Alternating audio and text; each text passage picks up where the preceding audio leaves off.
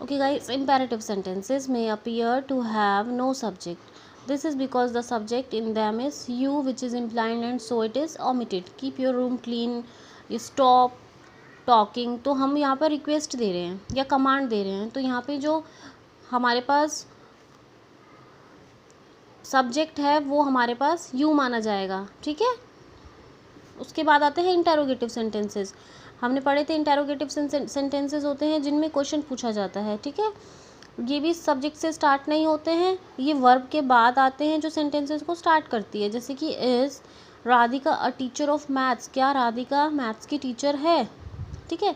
राधिका जो है सब्जेक्ट है, ये किसके बाद में आ रहा है? वर्ब के बाद में. इस क्या है? वर्ब है. अब हमारा सेंटेंस वर्ब से स्टार्ट हो रहा है, तो सब्जेक्ट हमारे पास यहाँ पर वर्ब के बाद आता है इंटेरोगेटिव सेंटेंसेस में. क्लियर है बेटा? देन है the subject does not come first in exclamatory sentences. उसके बाद आते हैं एक्सक्लेमेटरी सेंटेंसेस.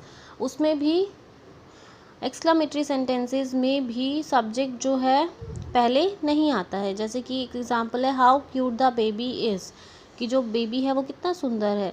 तो हाउ क्यूट के बाद आ रहा है द बेबी, तो सब्जेक्ट हमारा बाद में आ रहा है. ठीक है. क्लियर है? Okay guys.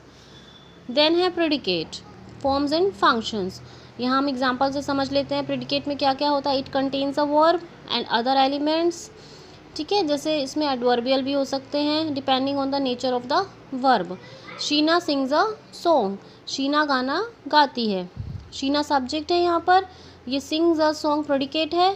प्रेडिकेट में भी दो चीज़ें हैं, एक तो वर्ब है और एक ऑब्जेक्ट है. तो इन दोनों को मिलके हमारे पास क्या बन गया? प्रेडिकेट. Okay guys. क्लियर है? तो ये हमारा चैप्टर था सब्जेक्ट एंड प्रेडिकेट.